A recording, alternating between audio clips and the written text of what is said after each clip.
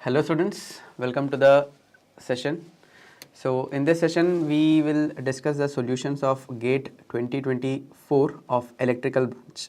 Okay, electrical branch. So yesterday we have uploaded the solutions of GATE 2024 of EC branch. So in this session we'll discuss the solutions of EEE branch, right? So we have gathered as many questions possible from our students. So considering the difficulty level of the paper, so when compared to last year, it was a bit difficult. So that's the feedback from the students. Now, many difficult questions were asked from the core subjects, that is from machines, power systems and measurements, right, as well as power electronics.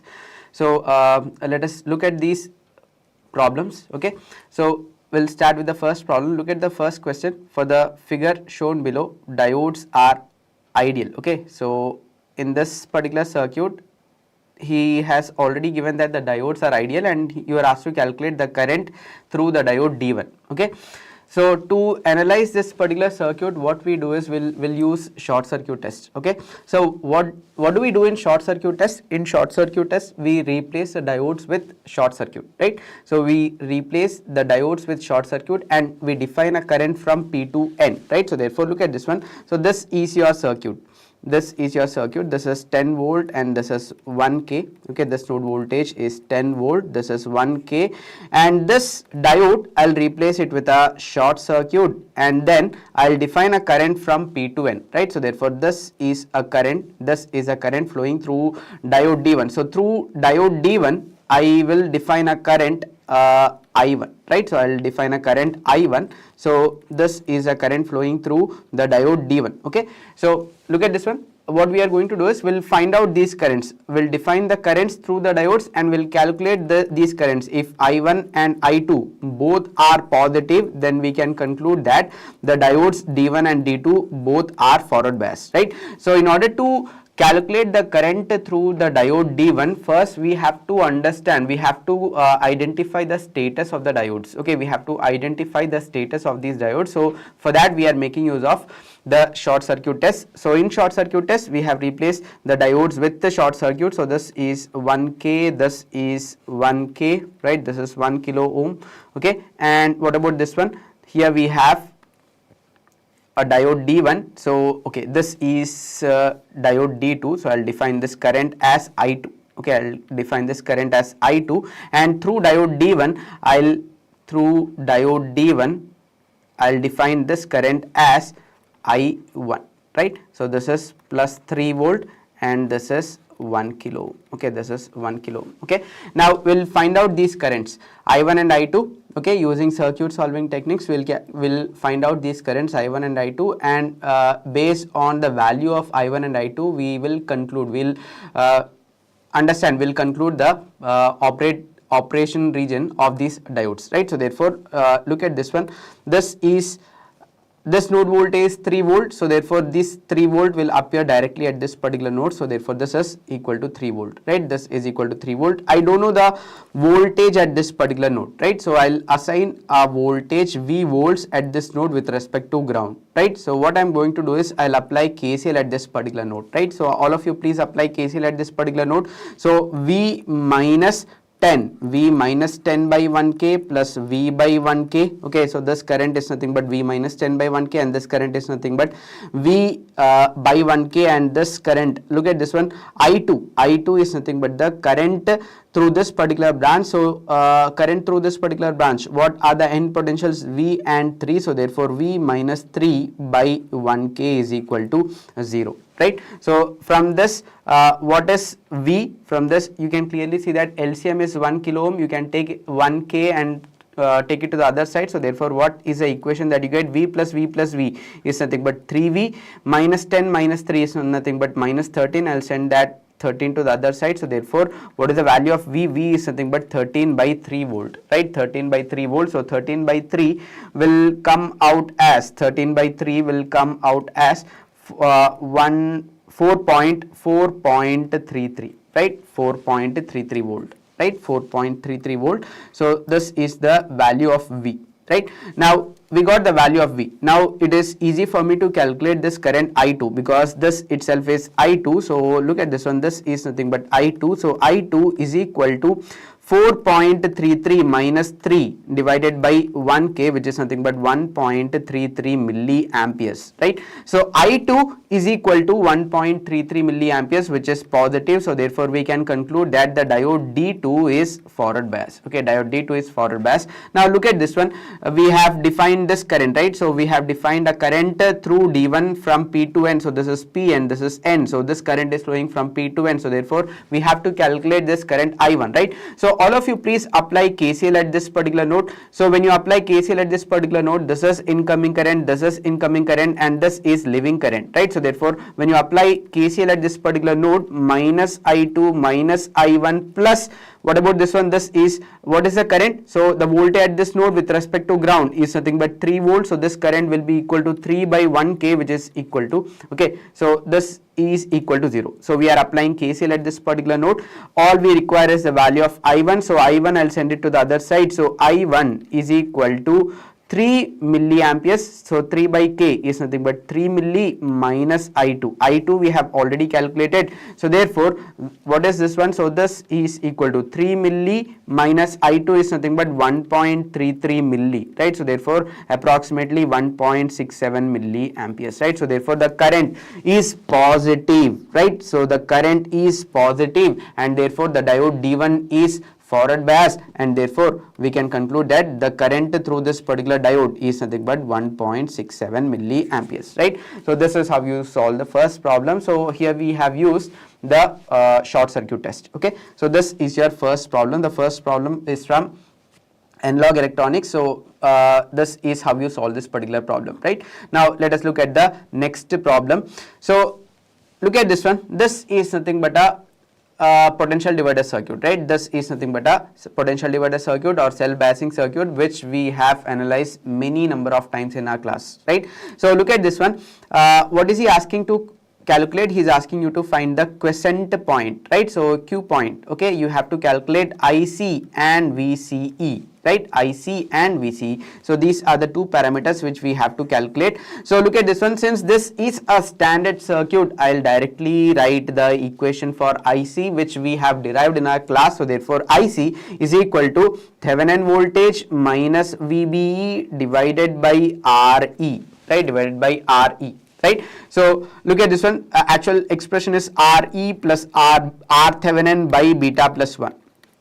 Right, R Thevenin by beta plus 1. Since beta is given as 100, so beta is a very large value, so you can approximate this expression as V Thevenin minus VBE divided by Re. Right, so you have to calculate the Thevenin voltage. So how do you calculate Thevenin voltage? All these things we have discussed many number of times. So therefore I am directly writing the equation for V Thevenin. V Thevenin is nothing but, so look at this one, this is nothing but VCC, which is 12 volts. So what is the voltage at this particular node with respect to ground? V Thevenin is nothing but, so this is equal to 12 volts into 50k divided by 100 plus 50 is nothing but 150k, right? So therefore this is equal to, so this is 3 times and this is 4. So therefore V Thevenin is nothing but 4 volt, right? So directly this voltage, so this is nothing but 4 minus VB. So look at this one, VBE voltage across the base emitter junction is given as 0.7. So therefore 0.7 divided by RE. What is RE? RE is given as 1k. So therefore this is equal to 1k, right? So 3.3 milliamperes, right? 3.3 milliamperes. So therefore we have got the first parameter, which is the collector current. Okay, so collector current is calculated as 3.3 milliamperes, right? 3.3 milliamperes. Now what is the other parameter that we have to calculate? The voltage across the collector and emitter, right? So VCE, right? So look at this one. How do you calculate this voltage VCE? VCE is nothing but, so since beta is very large, you can approximate IE is equal to IC, right? Since beta is very large, you can make this approximation. IE is approximately equal to IC. So all you have to do is apply KVL around this loop, right? So when you apply KVL around this loop, what is the equation that you get? So these are the equations which we have analyzed. So therefore I am writing these equations directly. So therefore VCE is equal to total voltage, okay, total voltage minus the drop across these two, because the current through these two resistors are assumed to be approximately same. So therefore I am calling this current as IC, right, multiplied by the total resistance is 2k plus 1k is nothing but 3k, right? Is nothing but 3k. So therefore this is equal to 12 minus IC is equal to 3.3 milli into 3.3 milli into 3k. So milli and kilo will cancel. So therefore 12 minus 3.3 into 3 is nothing but 9.9. So this comes out as around 2.1 volt, right? 2.1 volt. So therefore VCE is nothing but 2.1 volt and IC is nothing but 3.3 milliampere. So two very simple questions, from one each from diodes and this one, right? The transistors. So the first one is nothing but the application of short circuit test, and second one is nothing but the standard circuit.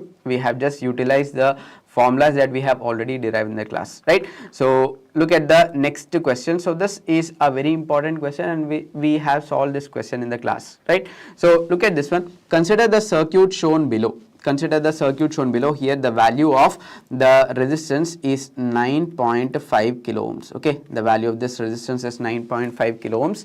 So look at this one. He is asking you to calculate the CMRR, common mode rejection ratio, in dB, right? So how do you calculate common mode rejection ratio? So what is the definition? So common mode rejection ratio is nothing but the ratio of differential gain to the common mode gain, right? Now how do you express this in dB? So CMRR in dB is nothing but 20 log AD by ACM, right? So what is the standard procedure that we have learnt in class? So differential gain is equal to A1 minus A2 by 2, right? And common mode gain is nothing but A1 plus A2, right? So what is A1 and A2? So A1, so what, how did we calculate A1? A1 is nothing but the gain of the circuit when the voltage at, when the input at non-inverting terminal alone is considered, right? So when the input at non-inverting terminal is considered, right? So therefore the gain of the circuit when input at non-inverting alone is considered, right? Alone is considered. And A2, how did we define A2? A2 is nothing but the gain of the amplifier when input voltage at the inverting terminal alone is considered, right? So this is how we define A1 and A2. So therefore you have to calculate A1 and A2, just substitute into this equation, get the ratio and express it in dB, right? So I'll quickly go through the calculation. So look at this one. What is A1? Tell me what is A1. So A1, so when you calculate A1, you have to consider the input at non-inverting terminal. So what should I do with the input at the inverting terminal? I have to deactivate it, right? So therefore you have to take one input at a time, right? So you are considering the voltage at the non-inverting terminal, so therefore you can clearly see what will be the output. So output is nothing but total output is nothing but, so look at this one. What is the gain? So since the input is applied to non-inverting terminal, so therefore you have a non-inverting amplifier. So therefore what is the gain of the non-inverting amplifier? 1 plus RF by R1. So RF is nothing but 101K divided by R1 is nothing but 10.5K, right? Multiplied by the voltage at the non-inverting terminal, right? The voltage at the non-inverting terminal is nothing but, look at this one, the current drawn into the op-amp is nothing but 0 ampere. So therefore you can apply voltage division rule to calculate the voltage at the non-inverting terminal. So voltage at the non-inverting terminal is equal to the input, okay, input multiplied by 101.5K divided by the total resistance is nothing but 101.5 plus 9.5K, right? 9.5K. So just substitute it here. So this is a voltage at the non-inverting terminal. So therefore V in multiplied by 101.5K divided by, so this is nothing but 110, right? So this is nothing but 110K, right? So take this V in to the other side. So V naught by V in is nothing but your A1. So when you make this calculation, it comes out as 9.71, right? It comes out as 9.71. Okay, so this is how you calculate A1. Now similarly A2. So how do you calculate A2? For calculating A2, you have to consider the input applied at the inverting terminal, right? So what should I do with the input at non-inverting terminal? So when you are considering the input at the inverting terminal, you have to deactivate. So you have to deactivate the input at the non-inverting terminal. So we are considering one input at a time, right? So look at this one. So this is essentially a inverting amplifier. So what is the gain of the inverting amplifier? Gain of the inverting amplifier is nothing but minus RF by R1, right? So this is nothing but minus RF by R1. So what is RF? So this is nothing but 101K divided by R1 is nothing but 10.5K, right? So you got the values of A1 and A2. When you make this calculation, A2 comes out as minus 9.619, right? Minus 9.619. So we have A1 and A2. Go back to this equation, substitute into this one. So what is it that you get? So AD by ACM is equal to A1 minus A2 by 2, right? Which is nothing but your AD, and ACM is nothing but A1 plus A2, right? A1 plus A2, and we have A1 and A2, just substitute into this equation. So when you calculate this one, when you substitute these values into this one, and when you calculate this, it comes out as 106.2, right?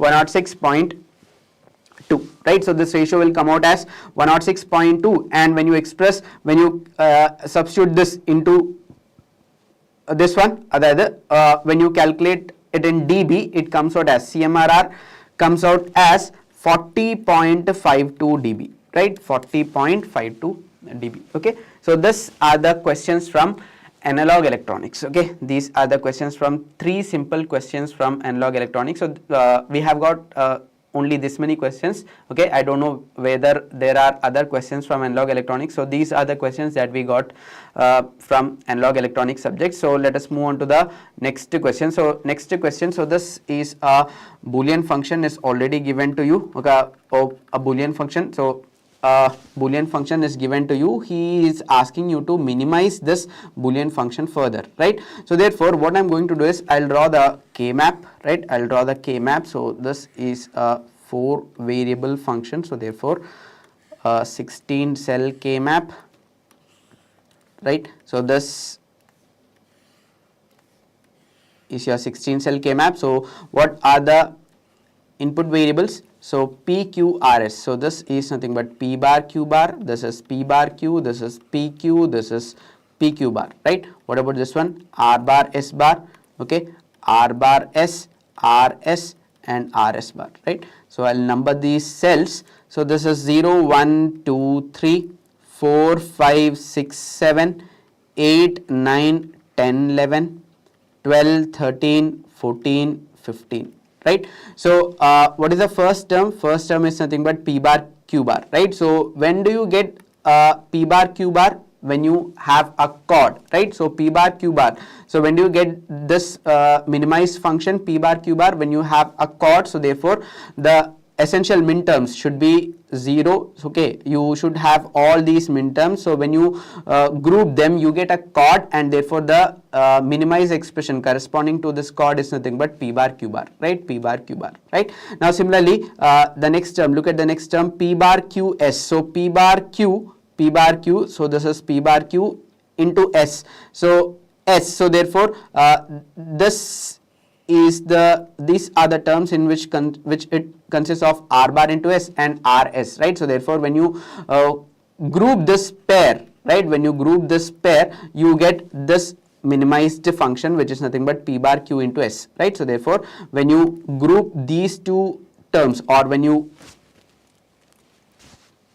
group these two terms, you get a pair, right? So therefore the minimized function corresponding to this pair is nothing but P bar Q S, right? So this is how you enter the data into K-map looking at this particular expression, right? Now look at this one, P Q bar. So P Q bar, look at this one, P Q bar, R bar, S bar. So essentially the min term should be this one, right? P Q bar, R bar, S bar, right? So normally what we do is we will use the K-map to get the minimized expression. Here already a Boolean function is given to you, and he is asking you to minimize it further, right? So therefore, so from the given Boolean function, I am trying to get the data. Okay, I am trying to fill the data into the K-map, right? So therefore, look at the last term, P Q bar, R S bar, right? So P Q bar, so P Q bar is again this one, P Q bar, R S bar. So R S bar in the sense this one, right? So this is nothing but the min terms that we have. Okay, so therefore we have to regroup them so that we have to see whether we can minimize this Boolean function further, right? So look at this one, you can clearly see that when you group these terms, that is when you group these terms, what you get is nothing but a chord, right?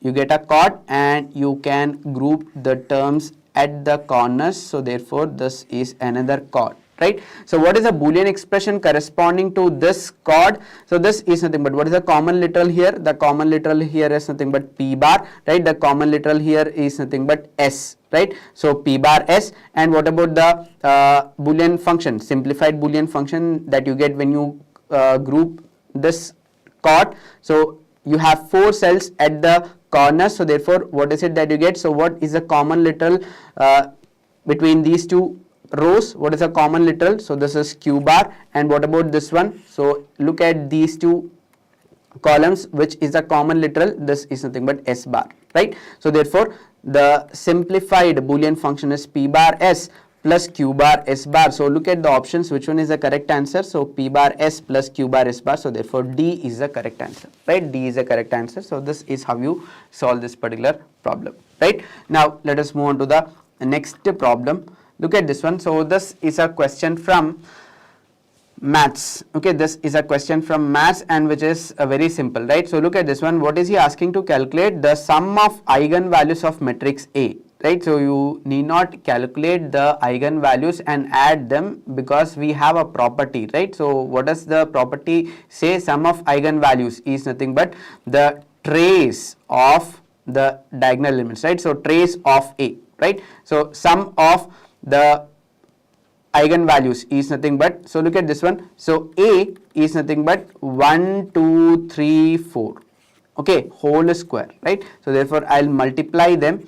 So I'll multiply this one. So 1, 2, 3 and 4, right? So therefore this is nothing but so the sum of diagonal elements, so or sum of diagonal elements gives you the sum of eigenvalues of matrix A, right? So therefore when I calculate this multiplication, I am interested only in finding these diagonal elements, right? Interested in finding only in, we don't have to do the entire multiplication, we just have to calculate these diagonal elements and add them. That gives you the sum of eigenvalues of matrix A. So therefore this is matrix A. So therefore what about this element? 1 into 1, okay, 1 into 1 is 1, plus 2 into 3 is nothing but 6, right? So therefore this element is nothing but 7, right? So what about this element?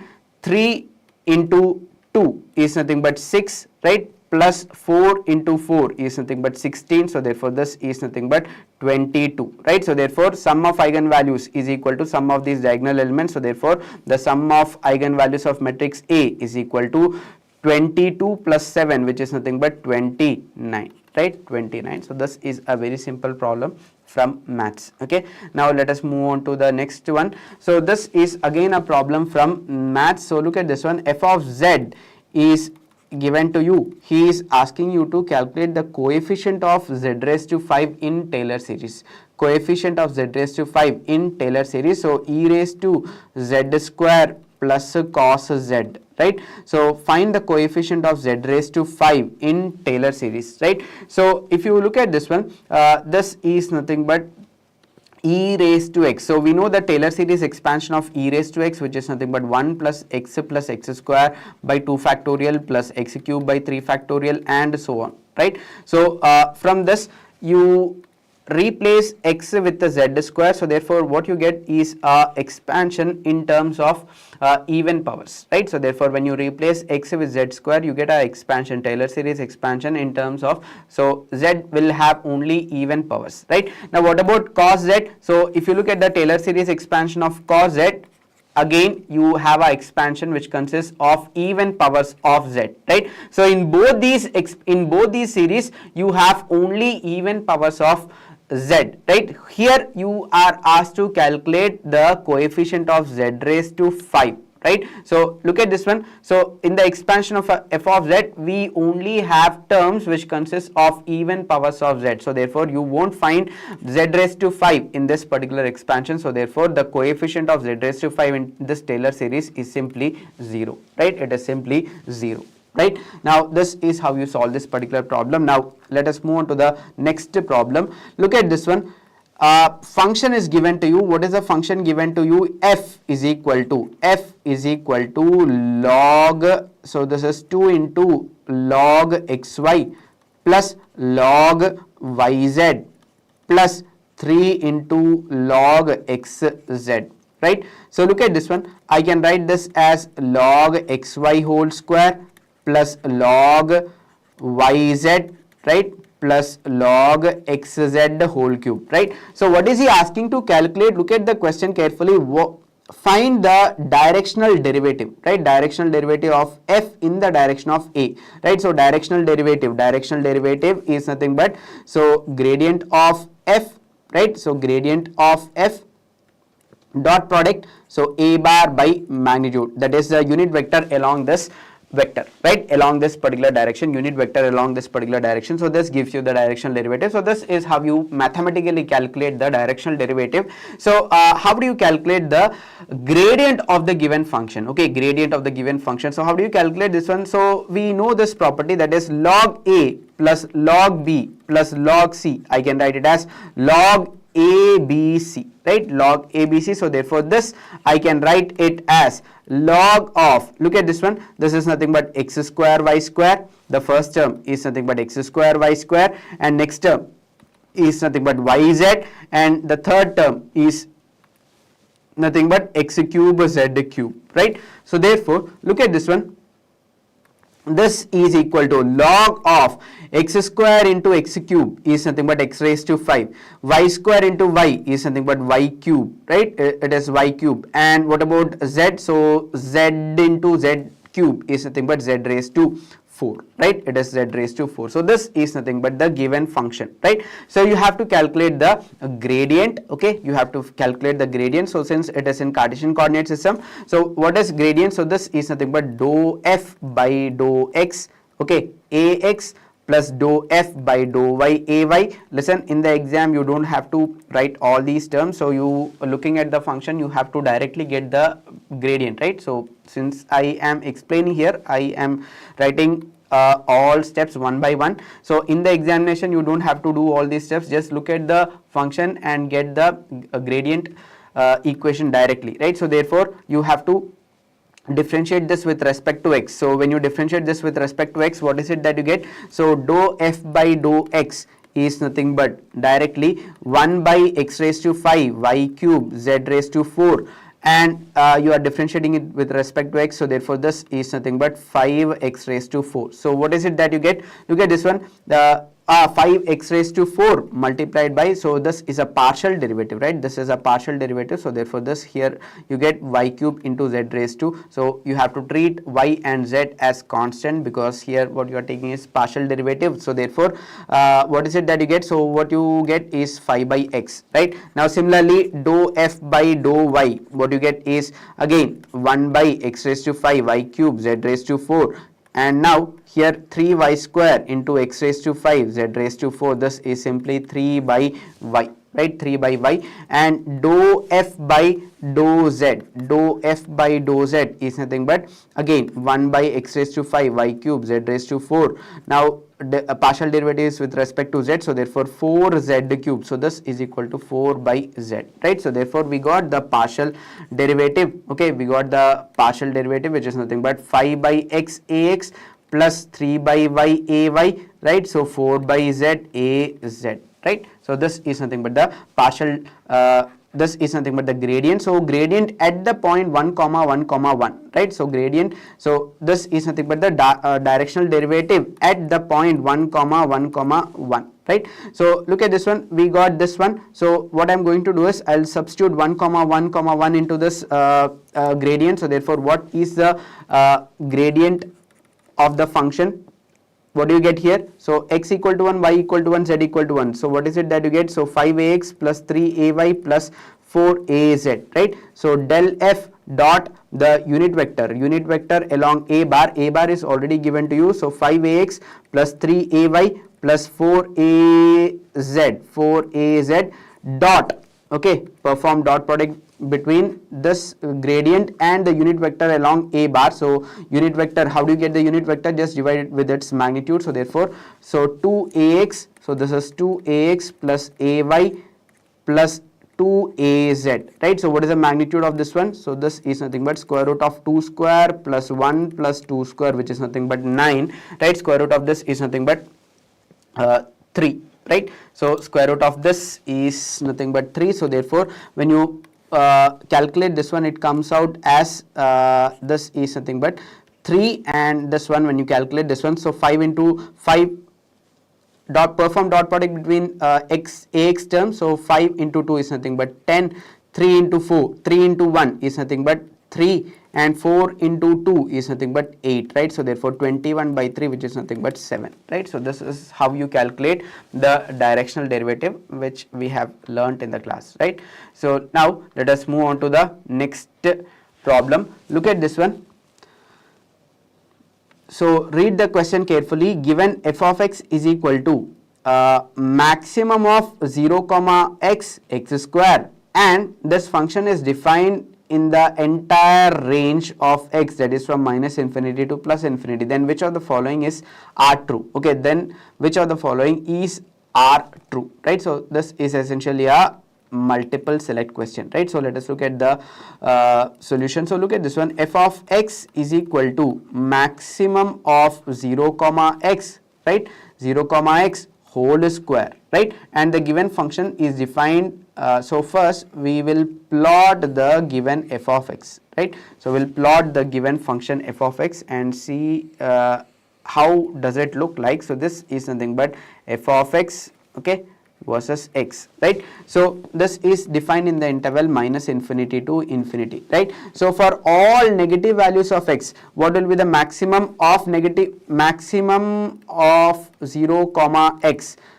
When x is negative, what is the maximum value? When x is negative, what is the maximum value? Maximum value will be simply 0, right? So therefore for all the values of x less than 0, the functional value is simply 0, right? It is simply 0, right? Now when x is greater than 0, you can clearly see that what is the maximum value of 0 comma x? It is simply x, right? So here what you have is maximum of 0 comma x whole square. So therefore the function is nothing but f of x is equal to x square. So this is a non-linear function. So therefore it appears like this, right? It is a non-linear function. So this is nothing but, right? So similar to a parabola, okay, one half of the parabola. So this is f of x, right? You have to check whether this function is continuous differentiable, right? So you can clearly see that this is nothing but, this function is continuous, right? This function is continuous. You can clearly see that there is no discontinuity at any point, right? So therefore this is a continuous function, right? So f of x is a continuous function, right? Now is it differentiable? Is it differentiable? Can you plot f dash of x? So what is the derivative of this particular line? This is simply 0, right? This is simply 0. So f dash of x. So when you calculate f dash of x, this is simply 0. For x less than 0, it is simply 0, right? And for x greater than 0, the function is x square, right? So what is the derivative? What is the derivative of f of x? It is nothing but 2x. So therefore what you get is a straight line, right? What you get is a straight line, right? So f of x is differentiable, right? So f of x is continuous as well as f of x is differentiable, right? F of x is differentiable, right? So f of x is differentiable. F dash of x is not continuous. Look, you can clearly see that f dash of x is clearly continuous here, right? There is no discontinuity in this graph as well. So therefore A is not the correct answer, right? F of x is not differentiable. So what we have concluded is f of x is differentiable, so B is also not correct, right? So f of x and f dash of x both differentiable, right? F of x and f dash of x. So look at this one. Can you conclude that f dash of x is differentiable? No, because so at x equal to 0, you can clearly see that there is at this particular point, differentiability will fail at this particular point. At which point? At x equal to 0, right? So therefore C is also equal to C is not the correct answer. Look at the last option, f of x is differentiable and f dash of x is continuous. So this is a correct answer which we have already concluded, that is f of x is differentiable and f dash of x is continuous, right? What about this one? F of x is differentiable, f of x is differentiable, but f dash of x is not differentiable, right? So differentiability fails at x equal to 0. So therefore this is the correct answer, right? This is the correct answer, right? Now what about the next problem? So look at this one. You have to check whether the given function, okay, this you have to check among these given functions which one of them is analytic, right? So I think this is also MSQ. So I'll tell you how to check whether a given function is analytic. So I'll take the first option. You have to check it for the remaining options. So the first option is nothing but f of z is equal to z square minus z. Right. So f of z, I can write it in the form of u plus iv, where u is function of x and y and v is also function of x and y. Right. So therefore z, we know that z is equal to x plus iy. So therefore z square is nothing but x square minus y square plus 2ixy. Right. So therefore I am going to substitute z square into this one. So f of z is equal to x square minus y square plus 2ixy. Right. So minus z, okay, minus z is nothing but x plus iy. Right. So I'll group the real terms. So x square minus y square minus x. So this is the real part, x square minus y square minus x. Right. Plus, so this is your real part, and imaginary part, so I into 2 into xy minus y, right, 2 into xy minus y. So this is nothing but the u, okay, so this is nothing but u and this is nothing but v, right. So I'll check whether the CR equations are satisfied or not. So what is the CR equation? So ux should be equal to vy and uy should be equal to minus vx. So if these conditions are satisfied, then we can conclude that the given function is analytic, right. So therefore this is nothing but Cauchy-Riemann equation. So look at this one, this is ux. So therefore you have to perform partial derivative of u with respect to x. So therefore ux is nothing but dou u by dou x. So this is equal to 2x minus 1, right. Uy, you have to take the partial derivative of u with respect to y. So therefore this is simply minus 2y, right. Now similarly you have to calculate vx and vy, right. So vx and vy, all of you please calculate vx and vy and tell me what is vx and vy. So vx is equal to, so this is equal to 2y, right, this is equal to 2y, and vy, so take the partial derivative of v with respect to y. So therefore 2x minus 1, right. So ux should be equal to vy. So ux is 2x minus 1 and vy is 2x minus 1. So therefore the first condition is satisfied.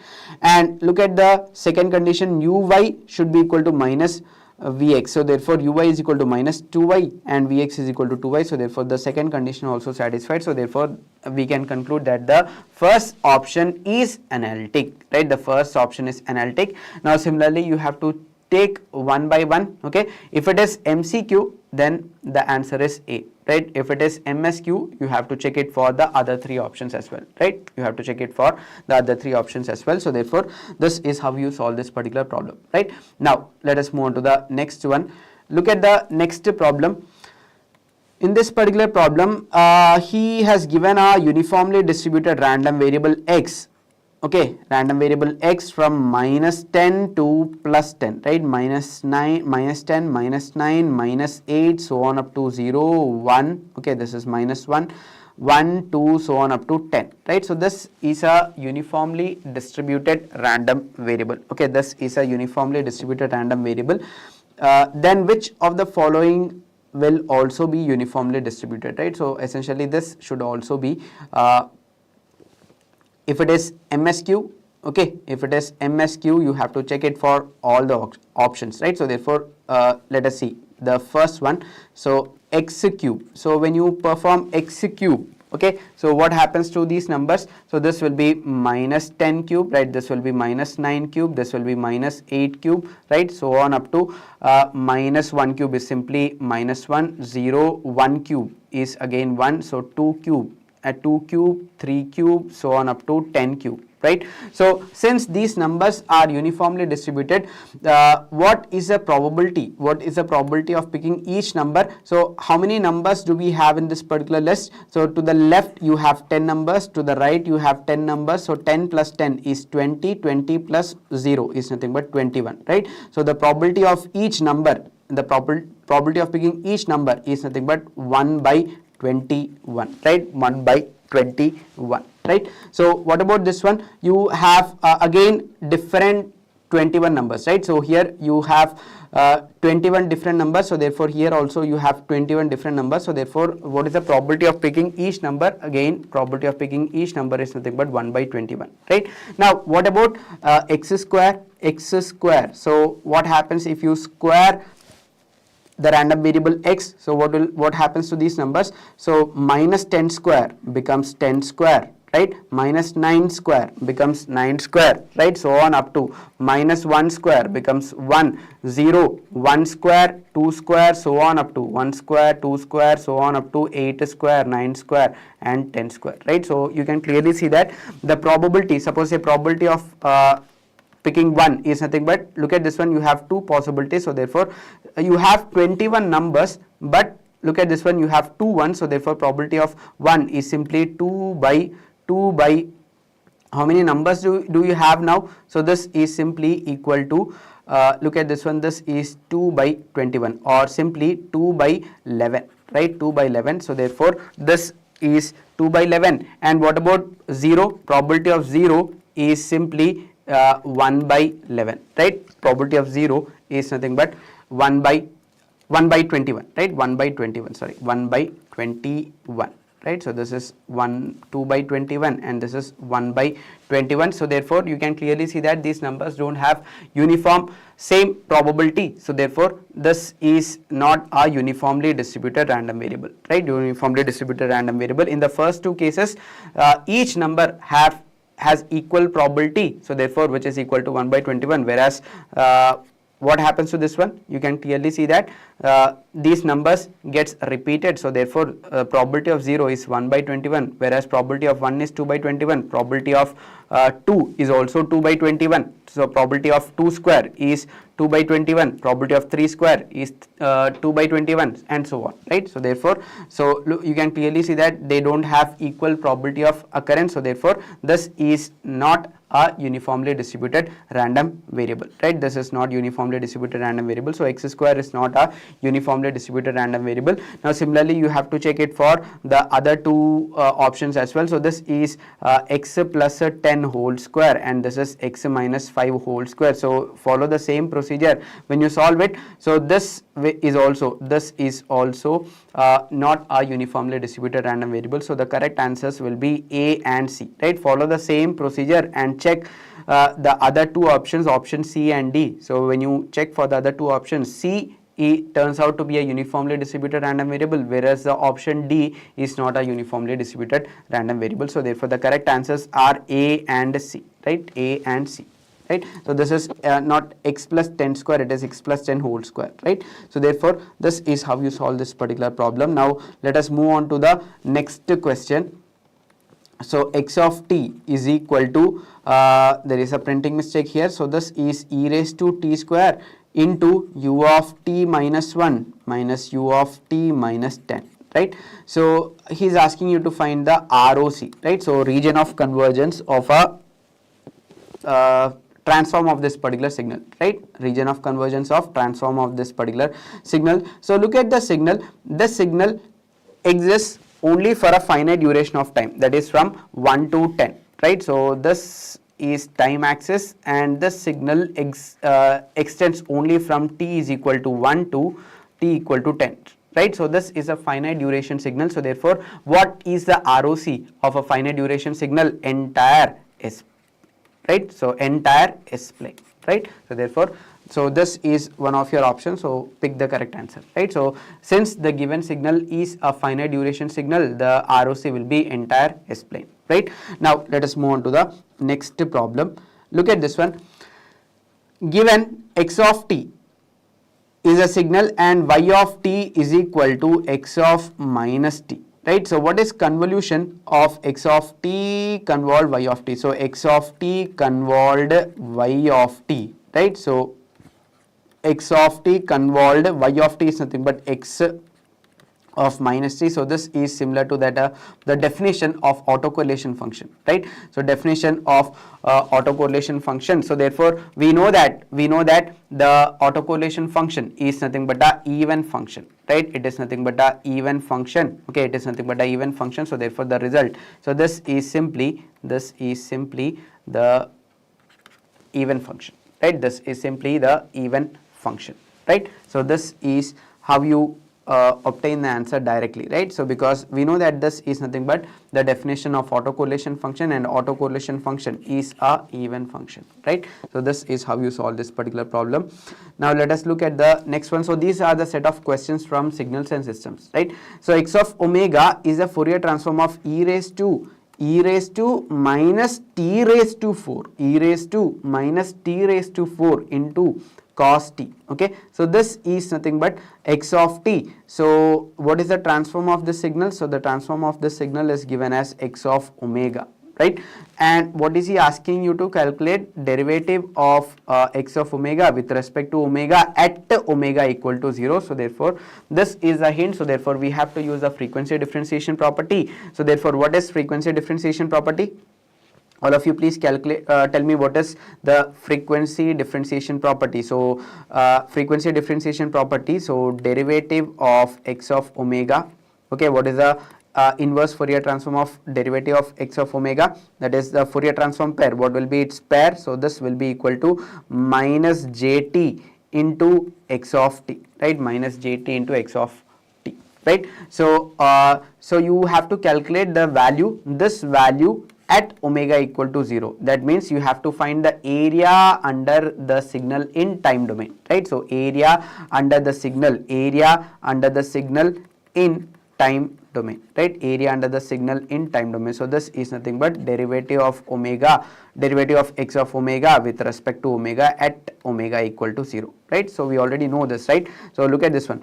So when you are looking at, so look at the definition. So x of omega is equal to x of t into e raised to minus j omega t dt, right? So when you substitute omega equal to 0, essentially what happens is this term becomes 1, right? This term will become 1. So therefore essentially what you are calculating is the area under the signal in time domain, right? So therefore same logic here. So here the transform is nothing but derivative of x of omega. So the transform pair of this is nothing but minus jt x of t. So therefore when you calculate this value at omega equal to 0, essentially you are calculating the area under the signal in time domain. So this is a signal in time domain. So look at this one, x of t. What is x of t? X of t, given x of t is nothing but this one. So I'll write this j outside the integral. So look at this one, integral t into e raised to t raised to 4 cos t dt, right? Now how to calculate this one, right? Look at this one, e raised to t raised to 4. Essentially this is a even function, right? Cos function, we know that it is also even function, right? So even into even is nothing but a even function. What is t? T is nothing but a odd function, right? T is a odd function. So therefore what happens? So odd into even is nothing but odd, right? Now area under the odd function is equal to 0, right? So therefore the answer to this particular question is option A, right? Option A. Okay, so we have used the frequency differentiation property here. Okay, what we have used is frequency differentiation property. Now let us move on to the next problem. The energy of x of t, the energy of x of t is E, then the energy of 2x of 2t minus 1 is C into E, then the value of C, right? So we have already learned in signals and systems that if you have a signal x of t with energy E, right? So now if the signal is amplitude scaled, it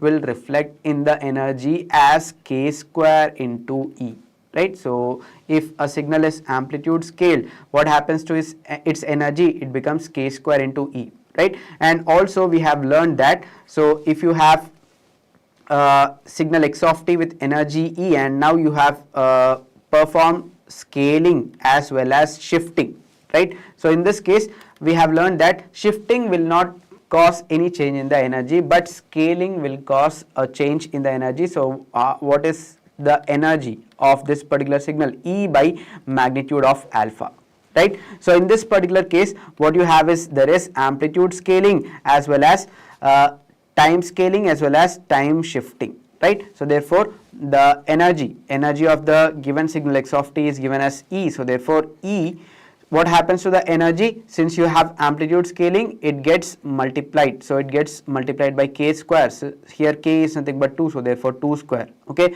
Since you have time scaling, so what happens to the energy? It gets divided by alpha. So the value of alpha here is 2, so therefore 2, so therefore 2 into E. So therefore the value of C is nothing but 2, right? The value of C is nothing but 2, so therefore the correct option is C, right? Option is C, right?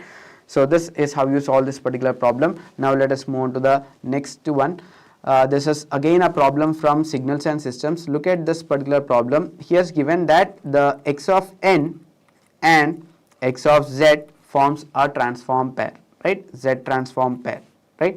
So he is asking you to calculate the Fourier Z transform of x of 2n, right? X of 2n. So what is the Z transform of x of 2n, right? Now let us see.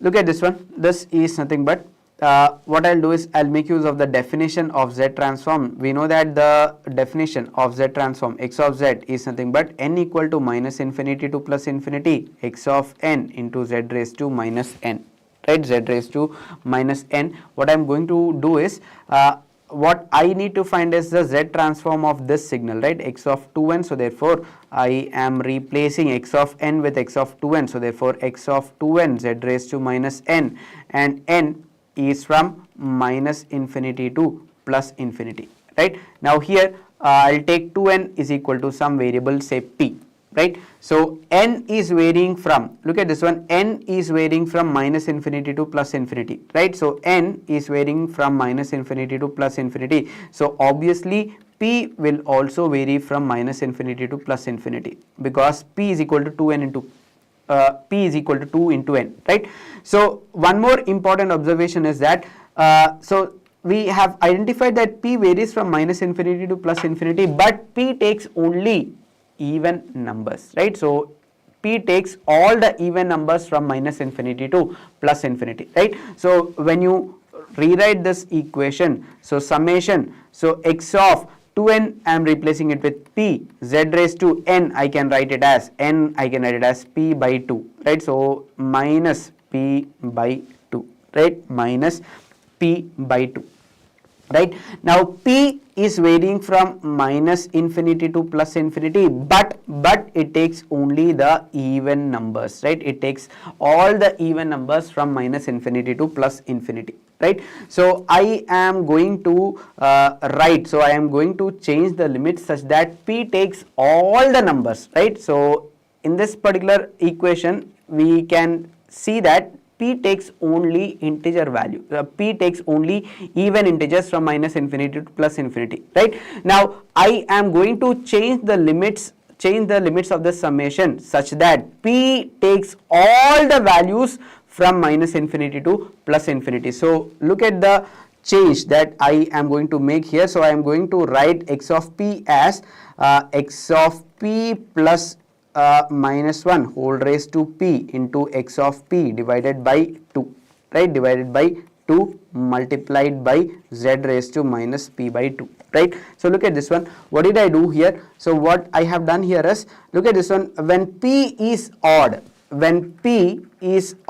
what happens? Minus 1 whole raised to p becomes minus 1, right? It becomes minus 1, and therefore x of p minus x of p becomes 0, right? And when p is even, you can clearly see that x of p plus x of p is 2x of p by 2 becomes x of p, right? So therefore I have rewritten the limits of this summation such that now p takes all the values from minus infinity to plus infinity, right? I am trying to bring this in the form of the actual definition, right? So look at this one. This is nothing but, so summation p is equal to minus infinity to plus infinity x of p by 2 into z raised to minus p by 2 plus summation p is equal to minus infinity to plus infinity. So this is minus 1 whole raised to p x of p into z raised to minus p by 2 divided by 2, right? So this I will rewrite it as 1 by 2 into listen, I am writing these steps in detail. So in exam you should skip all these steps, and you have to by now looking at the options, you might have predicted the answer. So the answer will come out as either C or D. Okay, let us see. Okay, so let us see. So look at this one, 1 by 2 into x of p z raised to minus 1 by 2 whole raised to p, or z raised to 1 by 2 whole raised to minus p, right, whole raised to minus p, right. So which option do you have that? Okay, option D, right, option D. Okay, so this is nothing but the definition. Look at this one, this is minus infinity to plus infinity, so therefore this you can write it as 1 by 2 into a x of z raised to 1 by 2, right. So this is the first term. Similarly, you have to write the second term. What is the second term? Look at this one. This I can write it as, how can you write this one? So this I can write it as, so here what we have is p is equal to minus infinity to plus infinity, x of p z raised to 1 by 2 whole raised to minus p, right, z raised to 1 by 2 whole raised to minus p. Now similarly, can I write minus 1 raised to p as minus 1 raised to minus p? Yes, right, it makes no difference. So therefore this I will write it as minus 1 raised to minus p, right, minus 1 raised to minus p. So therefore what is it that you get? So look at this one, this I can write it as, since exponents are same, I can multiply the base, so therefore z raised to 1 by 2 into minus 1 becomes minus z raised to 1 by 2. So therefore this I can write it as, minus, so this is nothing but minus z raised to 1 by 2 whole raised to minus p. So therefore this is what you get, right. So compare it with the standard definition. So therefore this is nothing but, here you have a 1 by 2 factor, so therefore 1 by 2 into x of minus z whole raised to 1 by 2, right. So therefore the answer is simply D, right, the answer is simply D. Okay, so this is how you solve this particular problem. Okay, so these are the questions from signals and systems. Okay, we have one more question from signals and systems. Look at this one. Given a system, this is from the first chapter. Okay, we have solved many problems of this sort in the class. So look at this one. Y of t is equal to e raised to minus t integral minus infinity to t e raised to tau x of tau d tau, right, d tau. Okay, clearly you can clearly see that y of t is a function of x of t, and look at this one, you have a function which relates y of t and x of t, and this is a function of time, right, this is a function of time. So this is the first important point that I have discussed when we discuss the time invariance property, right. So time invariance, finding time invariance or time variance of a system. So this is the first point that we have discussed. So look at this one. So y of t and x of t are related by a function of time. So therefore this is essentially a time variant system, right, time variant system. So what is the correct answer? So it is time invariant, so this is not the correct answer. Non-causal, okay, it is non-causal. Check whether it depends on future instance of t. No, it does not depend on future instance of t, so therefore this is not the correct answer, right. So check whether it is linear or non-linear. So you have to check both the additivity as well as homogeneity. So if you can clearly see that it satisfies. So if you scale x of t with alpha, output will also get scaled by the same constant, so therefore homogeneity is satisfied, right, homogeneity is satisfied. And also you can check that this satisfies additivity, so therefore this is linear, right. So therefore this is linear and time variant, right. So therefore the correct answer is B, right, therefore the correct answer is B, right. Now let us move on to the next question.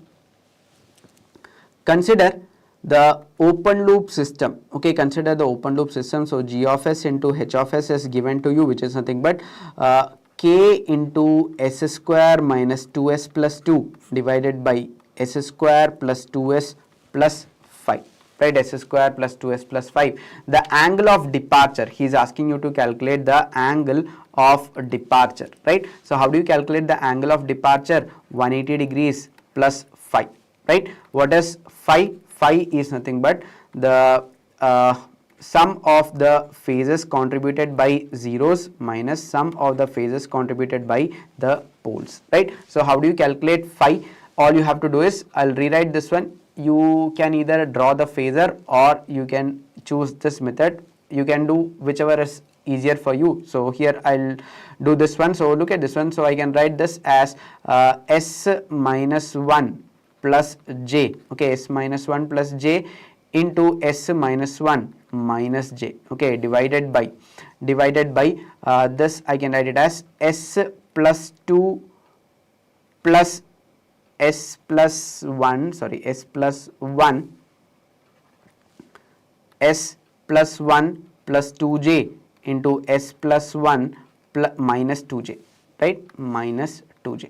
Okay, I am just factorizing this quadratic equation. So look at this one. So this is nothing but minus 2j, right? Now substitute s is equal to, minus 1 plus 2j into this equation, right? And from that directly find the value of phi, right? So when you substitute this one, we have already calculated this one. The answer to this will come out as, so look at this one. When you substitute this into this one, the first term will be minus 2 plus 3j, right, minus 2 plus 3j, and this becomes minus 2 plus j, right, minus 2 plus j divided by this one is nothing but, look at this one, minus 1 plus 1 will cancel, 2j plus 2j is nothing but 4j, right, and this one is nothing but what do you get here? So this is 2, okay, so this becomes 0, okay, this becomes 0, okay. So all you require is the phase of each of these terms. So therefore what is the phase of the first term? 180 degrees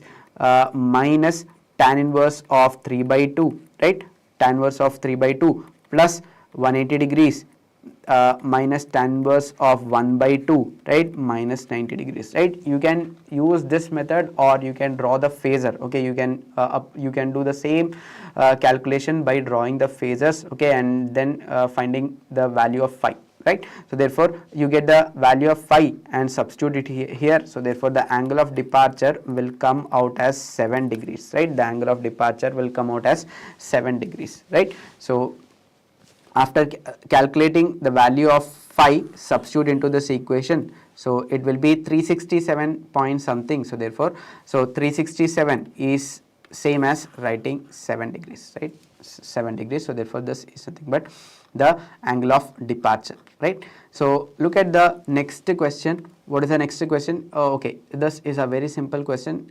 Given a block diagram, you are asked to calculate the transfer function. So here I will use the Masson-Gain formula. So therefore C of s divided by R of s is equal to, so what is the open loop, what is the gain of the forward path? So this is here you have a negative sign, so therefore minus 1 into g of s, so therefore minus g of s, right, or simply I'll write it as minus g, right. I will write this as minus g divided by, look at this one, this is simply, look at this one, you have a loop here, okay, you have a loop here and you have a positive feedback, so therefore 1 minus g, right, because you have a positive feedback, right. Now you have one more loop here, so this is one more loop. So here look at this one, what is the gain? This is minus g and this is negative feedback, so therefore this will be simply since it is negative feedback, actually you should have got a positive sign, okay, you should have got a positive sign, but here the gain is nothing minus 1 into g, so therefore this becomes minus g, so therefore minus g by 1 minus 2g, right, minus g by 1 minus 2g, right. So this is the correct answer, right. So let us move on to the next problem. Consider the stable closed loop system, okay. He has already mentioned that the system is stable, okay, stable closed loop system shown in figure. The asymptotic, we don't have the figure here, okay, the asymptotic Bode plot, a Bode magnitude plot, g of s has a constant slope of minus 20 dB per decade at least till 100 radian per second with the gain crossover frequency at 10 radian per second. So therefore if you look at the Bode plot, the initial slope is nothing but minus 20 dB per decade, okay, minus 20 dB per decade, and it crosses the 0 dB at എത്രയാണ്? So this is 10 radian per second. Okay, 10 radian per second. So this is nothing but the gain crossover frequency, 10 radian per second, right? So the asymptotic Bode phase plot remains constant at minus 90 degrees at least at omega equal to 10 radian per second, and the steady state error, okay, steady state error. So steady state error, so for the system, in order to calculate the steady state error, the system should be stable, which he has already mentioned, right? So therefore the steady state error for the closed system for a unit ramp input, right? For unit ramp input, we know how to calculate the steady state error, which is nothing but a by kv, right? Velocity error constant. So from this information, how should I get the value of a and kv? So a is nothing but the, okay, amplitude of the input. So he has clearly mentioned that it is 1, so therefore 1 by kV, right? So kV, right? So kV, how do you calculate kV from this particular information? So kV is simply the intersection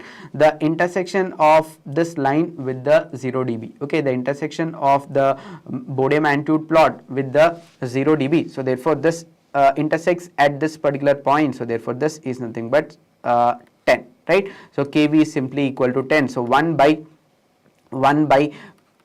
10 is equal to 0.1, right? So this point we have learned in Bode plots, that look at this one, since it is the initial slope is minus 20 dB per decade, so therefore the system should be it should be a type 1 system, right? Because the initial slope is minus 20 dB per decade, so therefore it intersects the 0 dB, it intersects the 0 dB at 10 radian per second. So therefore the value of kV is directly the intersection point, which is nothing but 10, okay? So therefore you get the value of kV directly from this information. So substitute into this equation, which is equal to 1 by 10 is nothing but 0.1, right? Now let us move on to the next problem. Look at this one. For a second order system, C of s by R of s, okay, transfer function of a second order system is given to you as shown in the figure. So system 1 is given as omega n, natural frequency of the first system is 3 radian per second, and theta is equal to 60, okay, theta is equal to 60. So this angle theta is equal to 60, right? And system 2 has omega 1 is equal to 1 radian per second and theta equal to 70, okay? So theta equal to 70 in the sense, if this is taken as 60, okay, if this is 60, what how will you draw theta equal to 70 line? So this is nothing but theta equal to 70, right? So this is nothing but the theta equal to 70 line, okay? So this angle is nothing but theta equal to 70, right? So what is he asking? He is asking you to compare the settling times of both the systems, okay, settling times of both the systems. So therefore as you move closer to the imaginary axis, what happens to the tau? Time constant will increase, right? So time constant will increase. So which system? So look at the poles, look at the real part of the poles of both the system. The real part of the poles of the system 1 is at this location, and the real part of the poles of the second system is at this location. So therefore you can clearly see that the poles of the second system are closer to the imaginary axis. So obviously the time constant of the second system will be very high. If time constant is very high, obvious conclusion is the settling time will also be high, right? So therefore the settling time of the second system is greater than the settling time of the first system, right? So system 2 has more settling time than system 1, so therefore B is the correct option, right? B is the correct option, right? Now let us move on to the next question. Look at this one. Consider the figure shown below. The power delivered by the voltage source. So if you want to find the power delivered by the voltage source, you know you should find the current flowing through the voltage source. Only then you can calculate the power delivered by the voltage source. So therefore 10 into I gives you the power delivered by the voltage source, right? Now how do you calculate the power delivered by the, how do you calculate this current I? if you carefully observe the circuit, the value of this resistor is not given to you, which is given as alpha ohms. The value, the exact value of this resistance is not given to you, right? So therefore, if I assign a voltage at this particular node with respect to ground, right, if I assign a voltage at this node with respect to ground as V and apply KCL at this particular node, what is it that I get? So once you get V, I can easily calculate I, right? So let us see, can we calculate the value of V in spite of missing information? Can we calculate the value of V and I? Let us see. So look at this one. This is nothing but the living current, so I'll call this current as I1. So I1 is living current, so therefore V minus 10 by alpha plus V by 1 minus 10 is equal to 0, right? So this is V minus 10 by alpha, right? So therefore you can clearly see that if you take the LCM, it comes out as alpha, so therefore V minus 10 plus alpha V minus 10 alpha is equal to 0, right? So what I'll do is I'll take V common from both the terms, so V into 1 plus alpha is equal to, I'll send all the other terms to the other side, so 10 plus 10 alpha, right? So V into 1 plus alpha is equal to, take common 10 from both the terms, so 1 plus alpha, so therefore V is equal to 10 volts, right? V is equal to 10 volts, right? So this I have calculated as 10 volts, right? This I have calculated as 10 volts. So look at this one, the voltage at this node with respect to ground is 10 volts. So essentially, what is the current flowing through this 1 ohm resistor? This should be equal to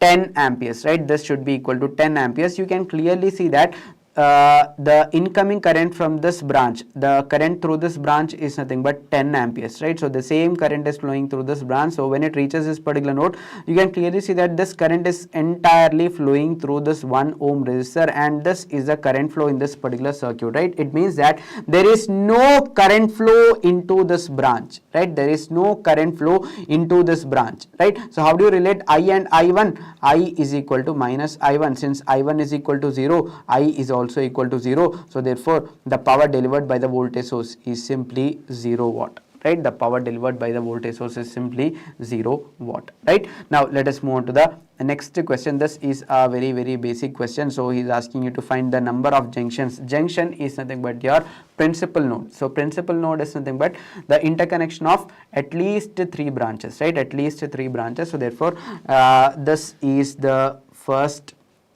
principal node. So this is A. Is this a principal node? No. Here you have only interconnection of 2 branches. This is another principal node, right? So this is same as the principal node. So if I name it as B, okay, this is also B, right? What about this one? If I name it as C, this is also C, right? This is also C. What about this one? This is interconnection of 3 branches, so A, B, C, D, right? What about this one? Okay, interconnection of again 3 branches, so this is E, right? So these are the nodes, whereas these 2 nodes are simply, simple nodes, right? These 2 are simple nodes. So therefore how many number of nodes do we have here? A, B, C, D, A, B, C, A, B, C, D, E. So you have only 5 principal nodes, right? You have only 5 principal nodes.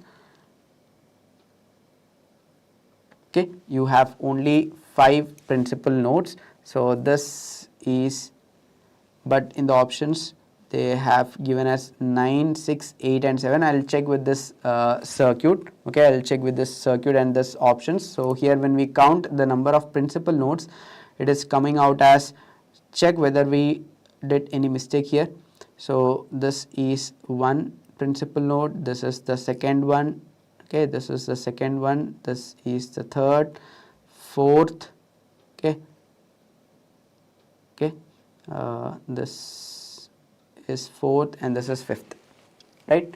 So A, B, C, D, E, right? So you have, in this particular case, you have only 5 principal nodes, okay.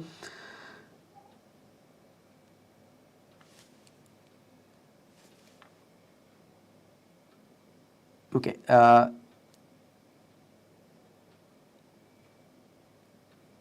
Okay, the answer to this should be equal to 5. We'll check with this circuit once again. Okay, we'll check with this circuit once again. According to the given circuit, there should be 5 principal nodes, but the options have 9, 6, 8 and 7. So we'll check with this particular circuit and we'll update you. Okay, so let us look at the next question. So look at this one. For the circuit shown, so this is a current source. Okay, this is a current source. It is 1 ampere. So this should be a current source. Okay, this should be a current source, and you have a switch which is open for long time and closed at t is equal to 0. Then the time constant is. Okay, so switch is closed. Switch is open for long time and it is closed at t is equal to 0. It is closed at t is equal to 0. Then time constant. Right.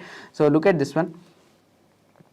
In order to calculate the time constant, look at the elements present in this particular network. You have resistor and inductor, so therefore essentially this should be a RL circuit. So what is the time constant of a RL circuit? L by R, right? So here you have more than one inductor and more than one resistor, so you have to calculate the equivalent inductance and equivalent resistance, right? So what will be the circuit for t greater than 0? For t greater than 0, when you find the time constant, you have to deactivate all the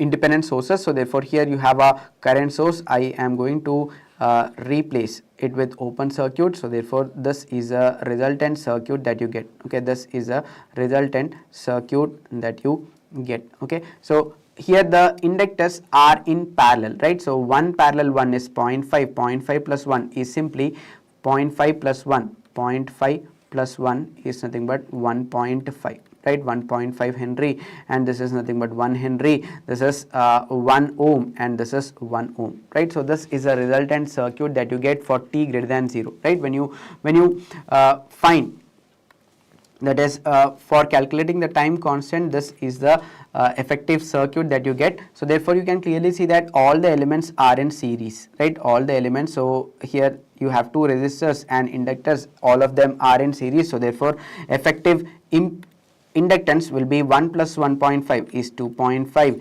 and resistance, look at this one. What will be the current flow through all the resistors? The same current will flow through both the resistors. So therefore 1 plus 1 is nothing but 2. So therefore 2.5 by 2 is nothing but 1.25, right? So therefore the correct answer is option A, right? Option A, right? Now let us move on to the next one. So this we have only one question from aptitude and we are not sure about the data in this particular question. So based on the data we will solve this one. So look at this one. X by y is nothing but a minus 1 by a plus 1, right?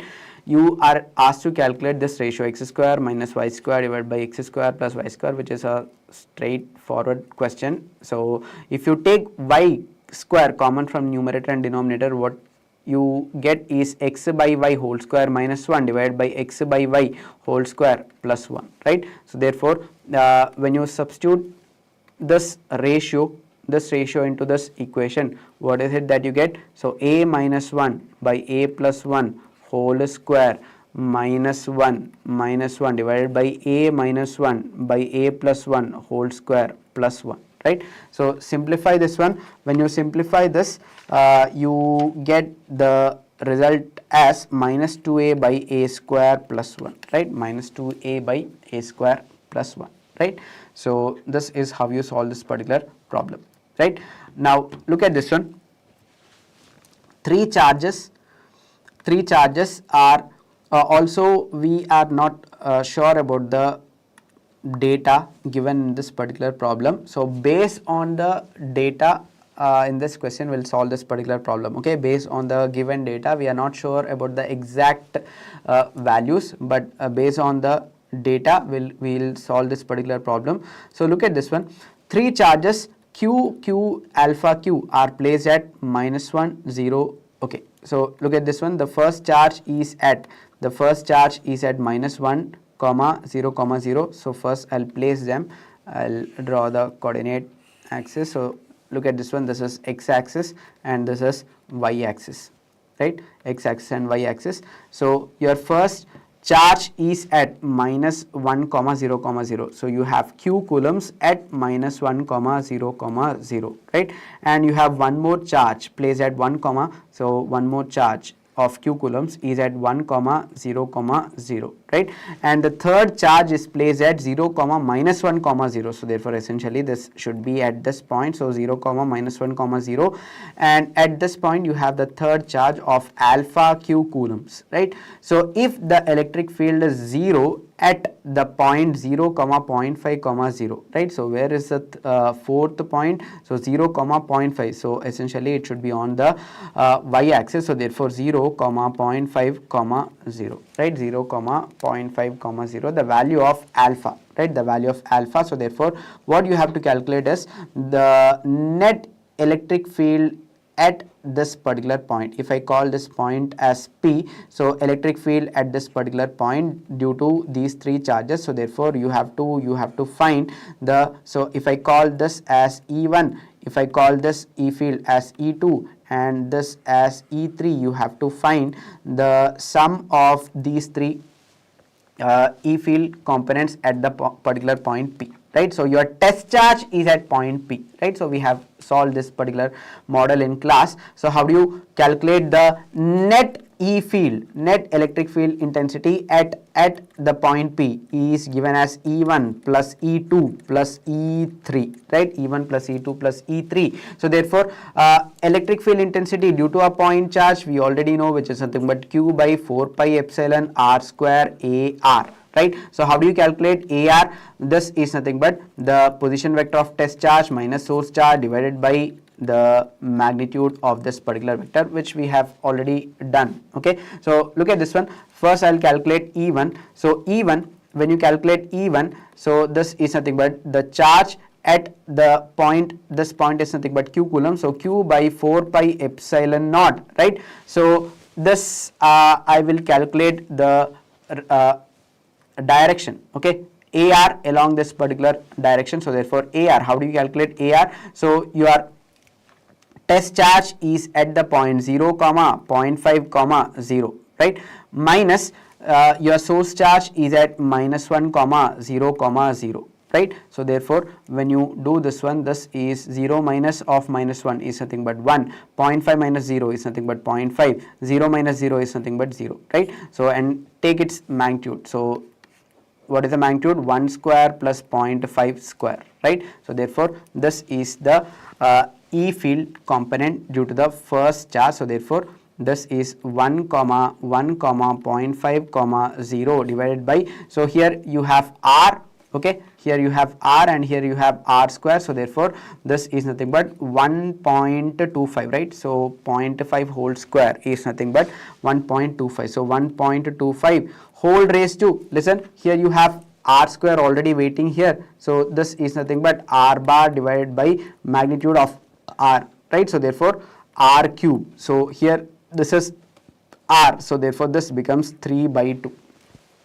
Right, this becomes 3 by 2. So therefore this is E1, right? Now similarly calculate E2 and E3. Quickly calculate E2 and E3. So what is E2? E2 will be, so E2 will be the E field due to the second point charge at 1 comma 0 comma 0. So therefore Q by 4 pi epsilon naught into this is nothing but, so this is the test charge is at 0 comma 0.5 comma 0 minus source charge is at 1 comma 0 comma 0. So therefore 0 minus 1 is nothing but minus 1, 0.5 minus 0 is nothing but 0.5, 0 minus 0 is nothing but 0. So therefore the magnitude of this one is simply again 1.25, square root of 1.25, right, square root of 1.25. So therefore again minus 1 comma 0.5 comma 0 divided by 1.25 whole raised to 3 by 2, right? Again E3 is equal to, so look at this one,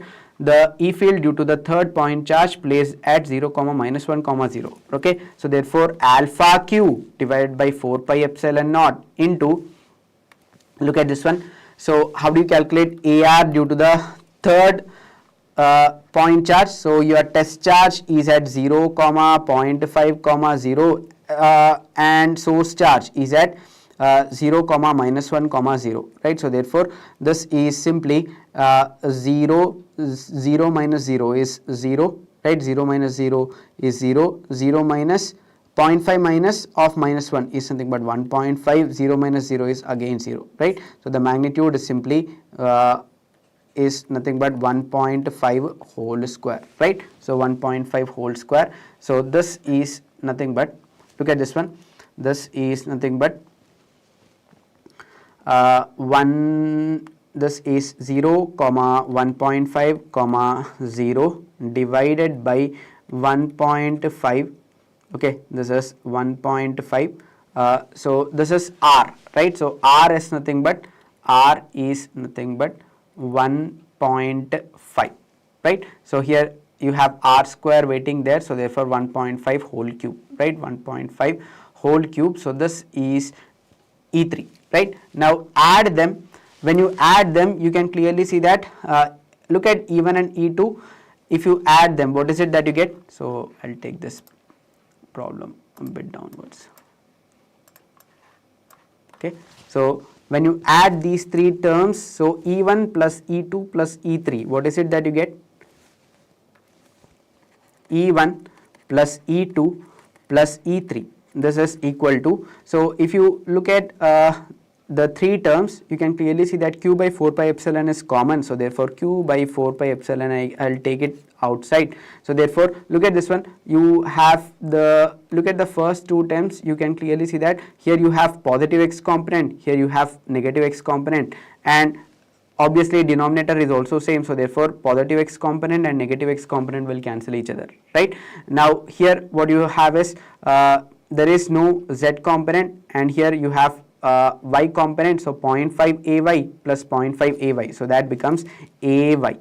That becomes ay divided by 1.25 whole raised to 3 by 2, right? Okay, and what is it, what are you left here? Here you have only have the y component, so therefore alpha divided by 1.5 whole cube, right? 1.5 whole cube. So ay is equal to 0. Okay, so the net E field at the point P is equal to 0. This is common sense, right? Because if you resolve this vector, it will have the y component as well as the negative x component, right? If you resolve this vector, it will have y component and positive x component, right? So therefore this and this will cancel each other, right? So that is what we have got here. You can clearly see that you have two components along y. Look at this one, E1 and E2. You have two components along y, right? So take this term to the other side, this term becomes 0. So what is it that you get? 1 by 1.25 whole raised to 3 by 2 plus alpha by 1.5 whole raised to 3, right? So when you solve this one, what is it that you get? 1.5 whole raised to 3 divided by, so alpha is equal to minus 3.375 divided by 1.25 whole raised to 1.5. Okay, so this is equal to 1.25 whole raised to 3 by 2 is nothing but 1.39. So therefore what is it that you get? 3.375 divided by 1.39. So it comes out as 2.42, right? So alpha, so this is this alpha comes out as minus 2.42, right? So this is based on the content given in the question, right? So check whether if we have committed any mistake. So this is a procedure to solve this particular problem. Okay, this is a procedure to solve this particular problem. Check whether we have made any mistake. Okay, I hope we have done it correctly. Just go through the calculations. So this is a procedure of finding the E field at this particular point, which we have done in the class, right? Now look at the next problem. So for the H field is given, and you are asked to calculate the value of P. Okay, you are asked to calculate the value of P. So therefore this is equal to del dot H bar is equal to 0. Why is it so? Because we know that the divergence of a circulatory field is equal to 0. Divergence of a circulatory field is 0. So here you have a magnetic field. So therefore the divergence of magnetic field is equal to 0. So take the divergence, okay, take the divergence and find the value of P. When you find the value of P, it comes out as I don't know the exact value, you have to solve it. So look at this one. How do you calculate the divergence? Del dot H bar is equal to 1 by H1, H2, H3, dou by dou R of H2, H3, AR plus, okay, so here we have R component, so I'll write it as HR, right? So this is nothing but HR plus dou by dou theta of H1, H3 into H theta plus, here you can clearly see that there is no phi component, so therefore I'll simply replace it with 0, right? So what about H1, H2, H3? H1, H2, H3 is nothing but 1 R sin theta, 1 R sin theta. So therefore 1 by R square sin theta dou by dou R of H2, H3 is nothing but R square sin theta. HR is nothing but P cos theta, right? HR is nothing but P cos theta, right? HR is nothing but P cos theta, okay? R component is P cos theta plus dou by dou theta of H1, H3, okay, is nothing but R sin theta.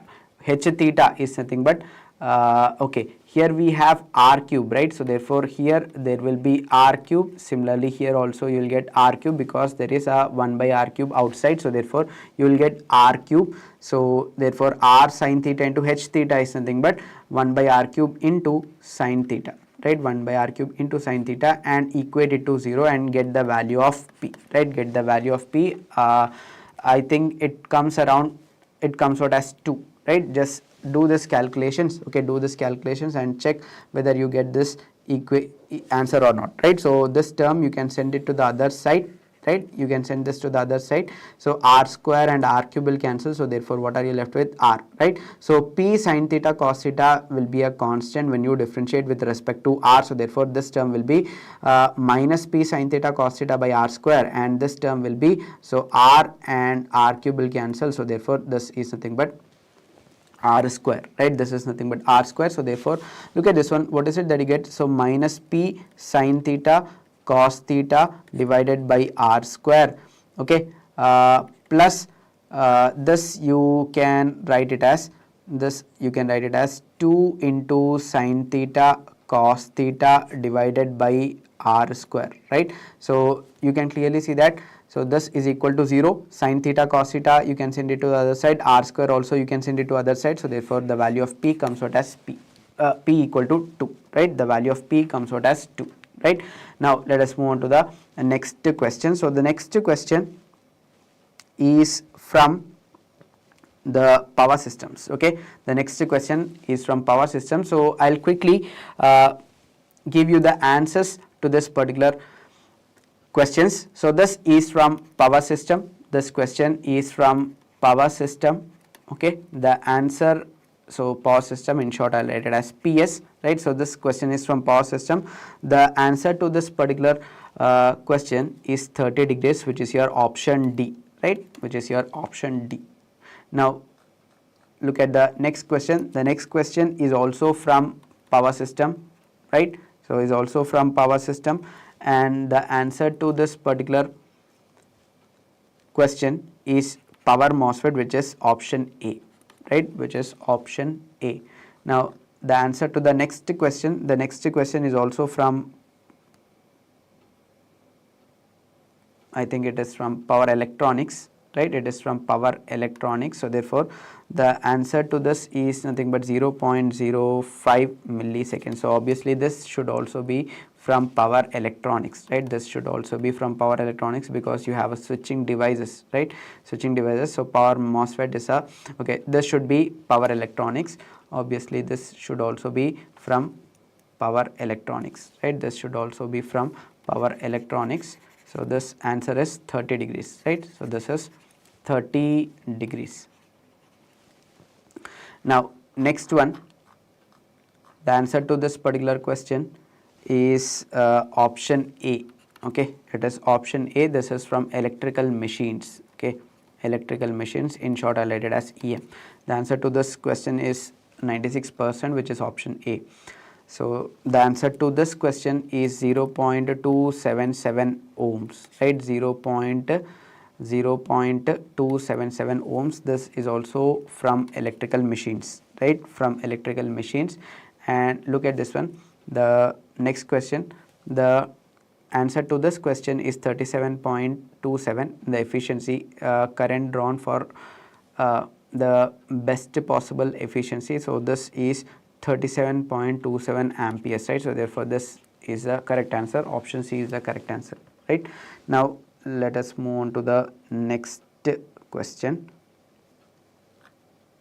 Next question. So the answer to this particular question, so this is power systems, right? So this is power systems. Okay, this is from power systems. The answer to this particular question is option A, B4, right? And the answer to this question, so all these questions are power systems. Okay, so this is 35. Okay, the answer to this question is 35. Okay, the answer to the next question is option D, right? So this, all these questions are from power systems, so this is the correct answer. Okay, option D is the correct answer. Now look at this one. The answer to this particular question is 0.1 times P max, right? 0.1 times P max. So this is a question to this, this is a solution and key to this particular question. So measurements, so the last question is from measurements. The answer to this particular question is 692.8 watt, right? 692.8 watt. Okay, so with this we have completed the discussion of solutions of triple E branch. Okay, so hope you have written the exam well. Okay, let us hope for the results. Okay, then thank you.